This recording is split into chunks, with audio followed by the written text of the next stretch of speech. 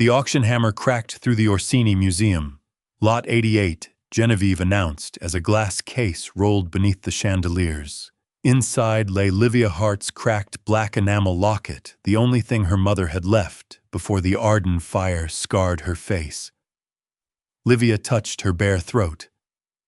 Genevieve raised a document bearing her signature, a donation from a Valenti maid grateful for work after her career ended in disgrace. No one intervened. Orsini money funded the museum and 3 Valenti warehouses. Genevieve studied Livia's scar. Surviving a fire did not make your trinket priceless. Livia did not beg. She turned the consignment card toward the light. AV-17, the archive code that died with Arden Vault. She reached for the locket. Genevieve snapped, "Don't force the lower hinge." Silence. Livia looked at her. "Then why did you memorize its hidden hinge?" She opened the portrait compartment. Beneath her mother's face was a split-wing mark cut into the silver. Roman entered. A bidder raised his paddle. 1 million. Roman said, 5 million. Genevieve stared. For a maid's necklace, Roman kept his eyes on the mark his dead brother had used once. "That symbol does not mean evidence was hidden," he said. "It means the person carrying it has already been found." He turned to Livia. "This auction was never meant to sell your locket. It was meant to show them who owned it."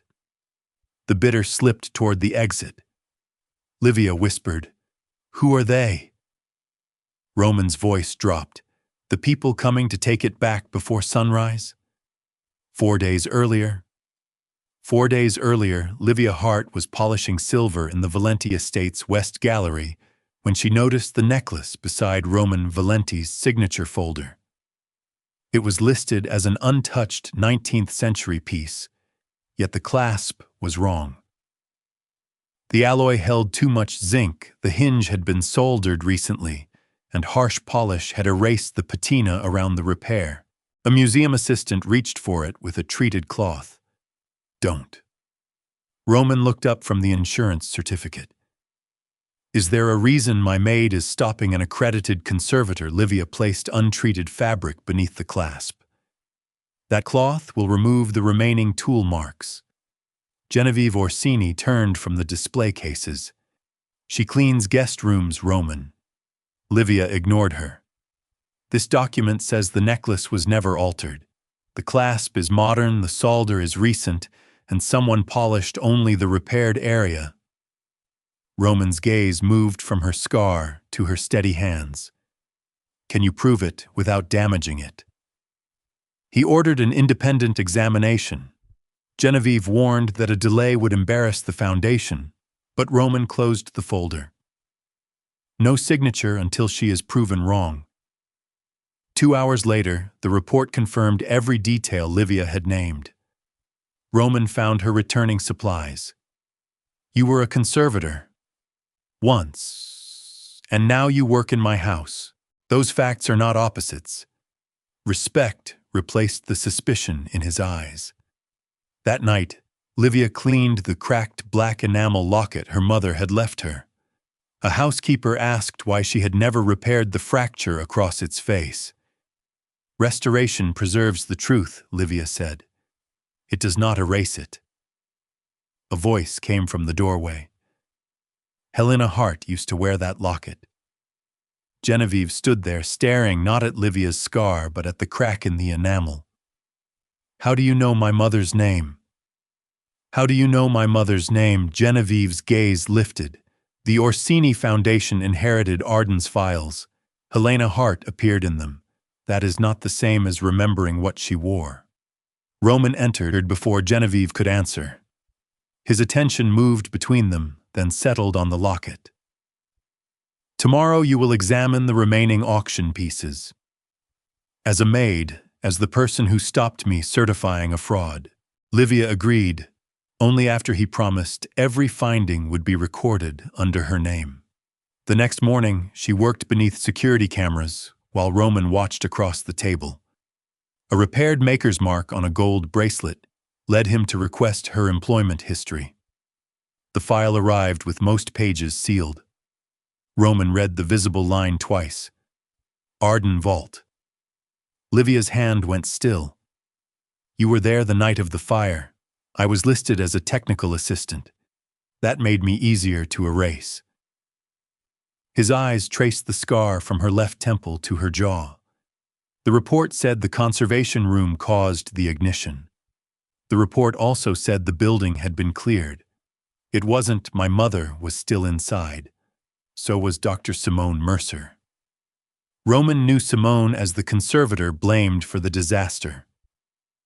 I pulled her through a service corridor after the pressure glass exploded, Livia said. That is where this came from.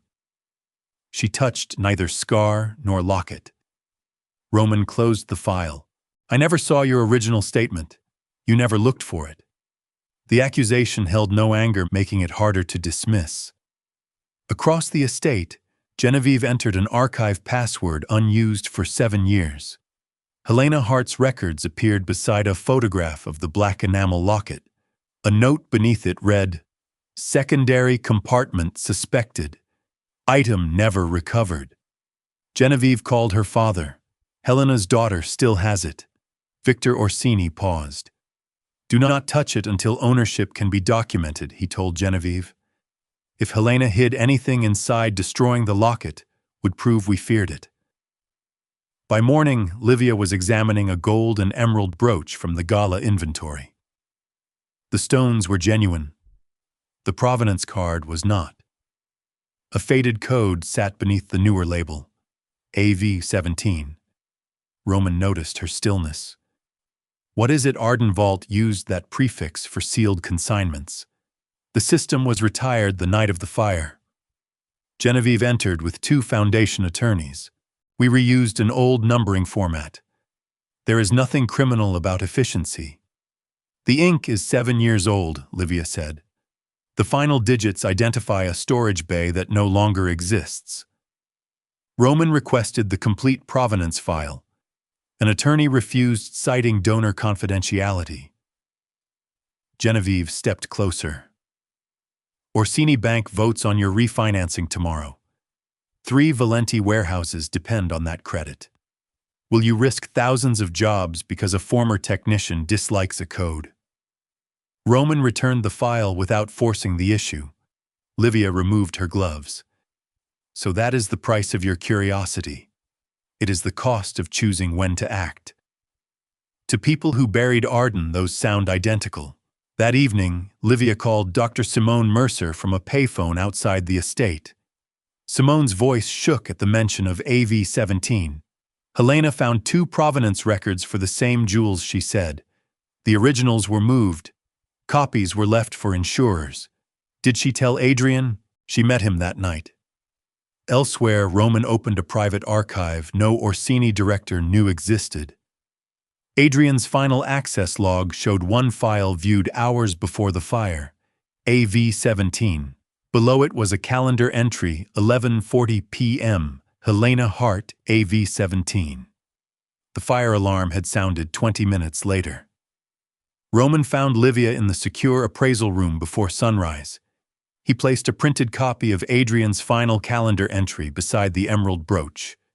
Your mother met my brother 20 minutes before the fire. Livia read it without touching the page. Then both of them knew AV-17 mattered. Roman unlocked a case containing a gold bracelet from the same auction group. As he leaned over it, his sleeve pulled back. The watch on his wrist had stopped at 12:07. The time Adrian died, she asked. The time they recorded it. You never repaired the watch. He repaired it for me the week before Arden. Livia examined the bracelet beneath magnification. Keeping something broken can preserve a truth. It can also keep you trapped inside one moment. His gaze shifted to the black enamel locket at her throat. Is that why you left the crack? It happened during the fire.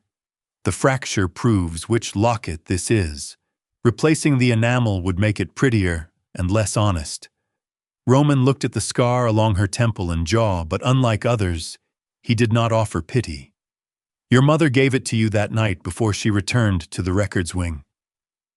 She said I was not to let anyone restore it without me present. That instruction had seemed sentimental for 7 years. Now it sounded like a warning. Outside the room, Genevieve watched through the glass as Roman lowered his voice to ask Livia what tools would be required to examine the locket safely. She had heard Adrian ask Helena the same question. Later, Genevieve sent a supervisor to report a damaged silver service in the east dining room. Livia locked the locket inside its case before leaving. 13 minutes passed. When she returned, the case was exactly where she had placed it. She opened the lid. Only the severed silver chain remained. The severed chain lay across Livia's palm. She called security before touching anything else. The corridor camera showed an empty hall, then skipped forward 13 minutes. No alarm, no forced door. Someone with internal access had removed the footage. Genevieve arrived. Are you certain you did not misplace it? I am certain someone cut it from the case. A sentimental object is not automatically a conspiracy. Roman was still at Orsini Bank, where the refinancing vote had been moved forward without warning. His phone went directly to an assistant. On Livia's table waited the gala packet every employee had been ordered to sign. One page confirmed she would appear on stage for the Valenti household. The paper carried the Orsini Foundation's embossed seal. Another page had been torn away. Livia tilted the sheet beneath a lamp. Pressure marks crossed it, the beginning of her name copied from the signature above. Her phone rang from a blocked number. Helena told me that if the Arden records disappeared, they would search for the object she carried home, Simone said. Do not let anyone move that locket into private custody. They already took it. Then they need witnesses for whatever comes next. Livia opened the auction's supplemental catalog. Lot 88, black enamel locket, donated by Livia Hart. The plan became clear. Genevieve meant to sell it, publicly transfer it to a controlled buyer, and make Livia look greedy if she objected. Livia photographed the listing, the AV-17 code beneath it, and the pressure marks. She sent everything to Roman's private security channel. Then she put on her work badge and walked toward the museum. As the ballroom doors opened, the auctioneer smiled. Our final surprise donation comes from a member of the Valenti household. A glass case rolled toward the stage. The glass case stopped beneath the chandeliers. Inside lay Livia's cracked black enamel locket. Genevieve called her onto the stage and raised a document bearing Livia's signature. A gift from a Valenti maid grateful for employment after her professional disgrace. I never signed that. Genevieve smiled. You object only now that wealthy people want it. Her gaze settled on Livia's scar. Surviving a fire did not make your trinket priceless. No trustee moved. Orsini Credit protected 3 Valenti warehouses, and the museum staff depended on Genevieve's grants. Livia did not plead. She asked the auctioneer to turn the consignment card toward the light. AV-17, a dead Arden archive code. She held the donation form beneath a lamp. Her copied signature crossed an Orsini embossed seal, proving the page came from Genevieve's office packet. Then Livia reached for the locket. Genevieve snapped, "Don't force the lower hinge." Silence. Livia met her eyes.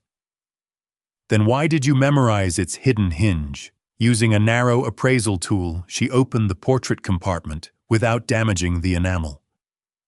Beneath Helena Hart's miniature was a split-wing mark cut into the silver. The rear doors opened. Roman had left the bank meeting after receiving Livia's photographs. A bidder raised his paddle. 1 million. He kept bidding after the price exceeded the locket's value. Roman said 5 million. The hammer fell. He ordered Lot 88, sealed the cameras, preserved the bidder identified, and the locket bagged before witnesses. Genevieve stared. You paid $5 million for a maid's necklace. Roman kept his eyes on Adrian's mark. The only time my brother used that symbol, he was dead by morning. He turned to Livia, and it was never a warning for the object. It was a warning for its owner. Roman moved Livia from the museum before the guests were released. Inside the armored car, he explained the split-wing mark. Adrian used it only when evidence implicated someone protected by Valenti security. It meant official channels were compromised, the carrier could trust no one in the chain, and public transfer would identify that carrier to whoever wanted the evidence erased. The bidder was not buying the locket, Roman said. He was buying the legal right to remove you with it for examination.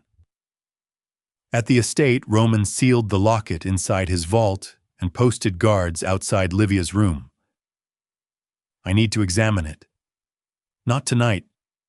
It belonged to my mother before you spent $5 million on it. It is evidence in my brother's death. And I am evidence too. An alarm sounded below. A man using an expired Orsini access card had entered the vault corridor. He escaped through a service exit, leaving every other safe untouched. The target had been the locket. Roman doubled. The guards took Livia's phone and ordered the gates closed.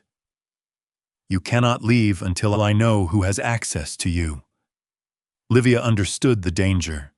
What she rejected was the way his fear became an order before it became a conversation. You bought back my property. You did not buy the right to decide for me. I am trying to keep you alive. Then give me information, not a prison.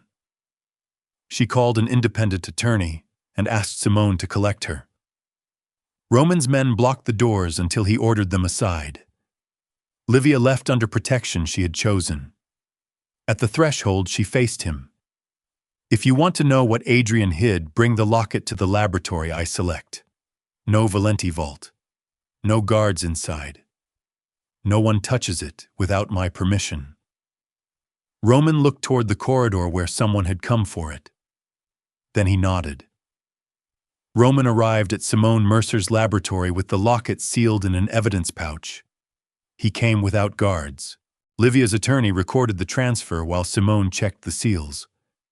Roman signed away unilateral control before the pouch was opened. You do not stop this because you dislike what we find, Livia said. I understand. Under magnification, she examined the lower hinge. Helena had hidden the mechanism beneath conservation enamel that softened at a temperature too low to damage the surface. Livia used a micro-heating tool. The catch released with a faint click. Behind Helena's miniature lay a second silver plate. A strip of microfilm was wrapped around a narrow core. Beside it, Adrian had scratched, "If sold, the holder has been found." Roman's jaw tightened. The auction identified you. Genevieve identified me, Livia said.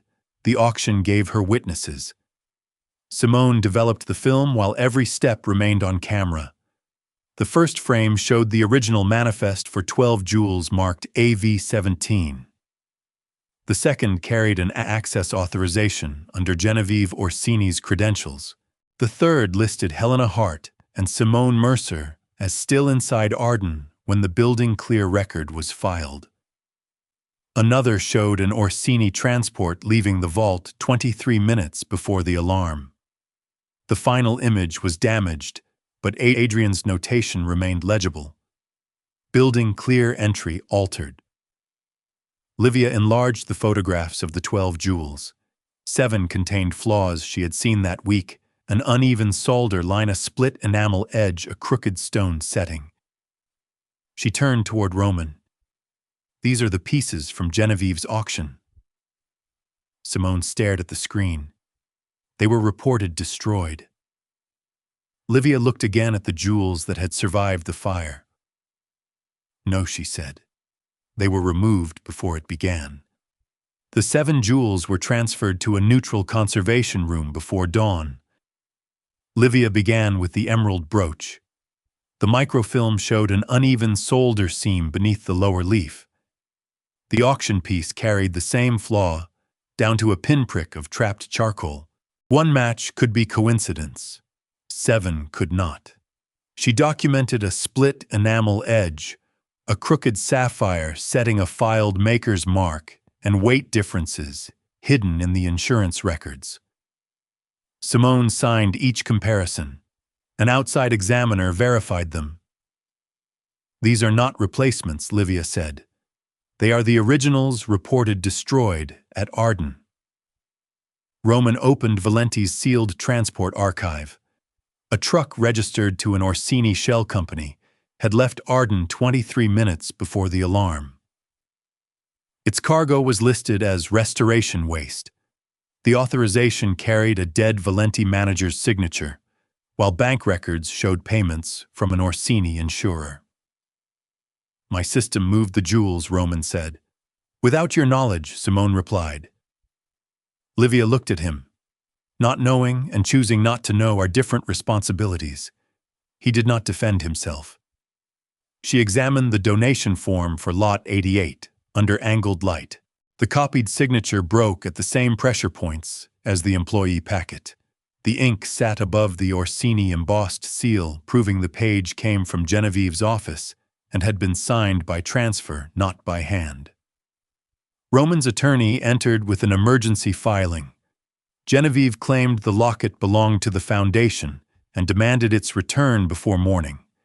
She accused Livia of planting the microfilm and Simone of fabricating evidence to avenge her ruined career. A hearing had been scheduled for 9. Livia sealed her report. She could not steal the evidence, she said. So now she will try to make the law return it.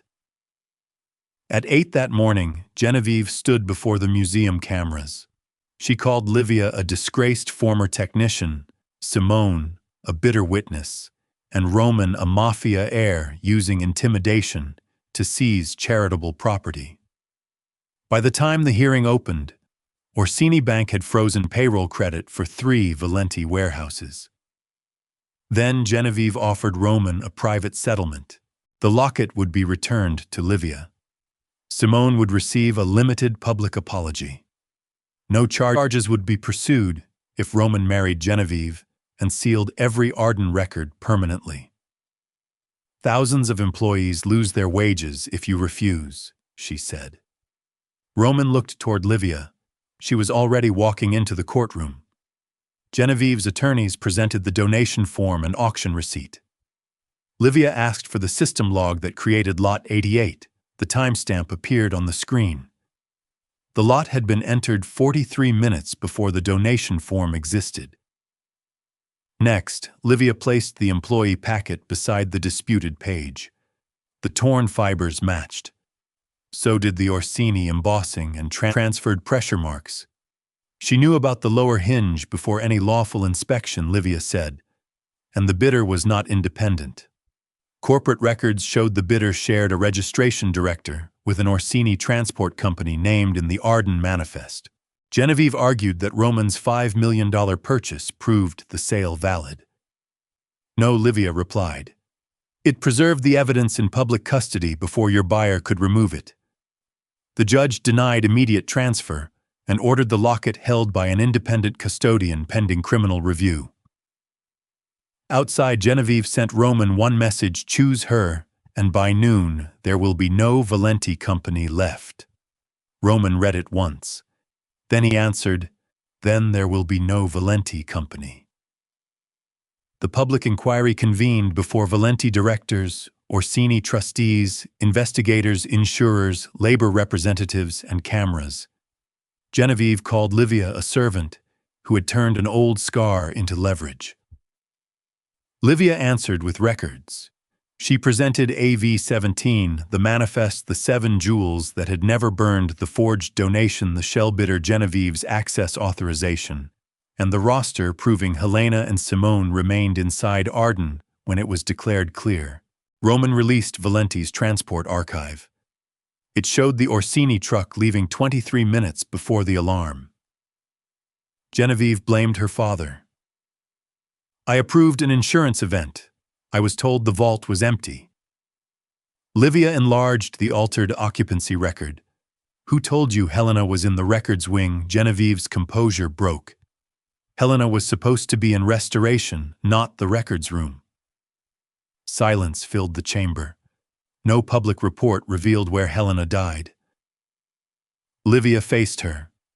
If you believed the building was empty, how did you know which room my mother entered? Genevieve had no answer. Roman rose. He ended the engagement, rejected Orsini credit, opened every Valenti shipping file to investigators, and accepted temporary removal as chairman.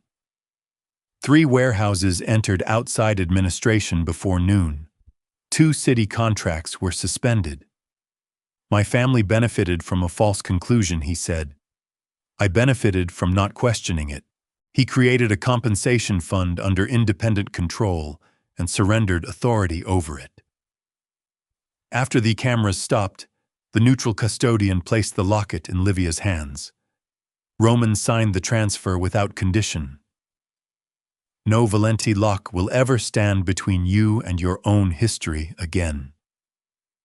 Livia closed her fingers around the cracked enamel. She took back the locket. She did not promise to stay. Genevieve Orsini was charged with fraud, forgery, obstruction, and conspiracy in the Arden fire. Her foundation entered independent administration, and auctions linked to AV-17 were reopened. Simone Mercer was cleared. The revised report confirmed that Livia had saved her and had not caused the fire. Families whose property had been sold through false provenance began receiving restitution. Roman remained outside Valenti leadership while the company rebuilt at a smaller scale. The 3 warehouses stayed under outside control. 10 months later, a plaque beside a Philadelphia storefront read, Hart Provenance Studio. Livia owned every share. Her settlement consulting work and independent funding paid for the laboratory. Simone advised weekly. Museums sent them objects whose histories had been stolen or rewritten. The scar across Livia's face remained visible. So did the crack in the black enamel locket, stabilized, but never concealed. Roman arrived by appointment and left his security outside. He carried no ring or gift. I am not here to offer you another protected life, he said. I am asking whether I may be part of the one you built. Livia set down her tools. No decisions made for me. No protection used as control. No Valenti ownership in this studio. When fear makes you want to command me, you speak first. I agree. You agreed quickly. I spent 10 months learning that obedience is not trust. Livia fastened the locket around her own neck. Roman extended his hand, then stopped before touching her. She looked at his hand, at the watch still resting at 12:07, and at the man who had learned to wait. Livia placed her hand in his.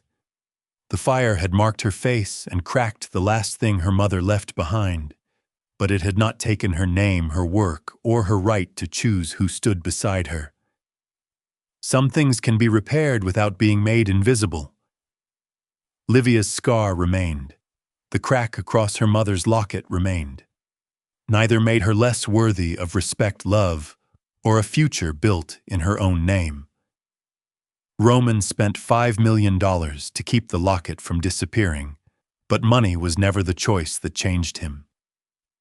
The real price came later when he surrendered control, exposed his own family's failures, and accepted that protecting someone does not mean owning their decisions. And Livia did not reward him simply because he chose correctly once. She watched what he did after the danger passed. She required patience, accountability, and boundaries before she allowed him beside her. Do you believe Roman earned a second chance?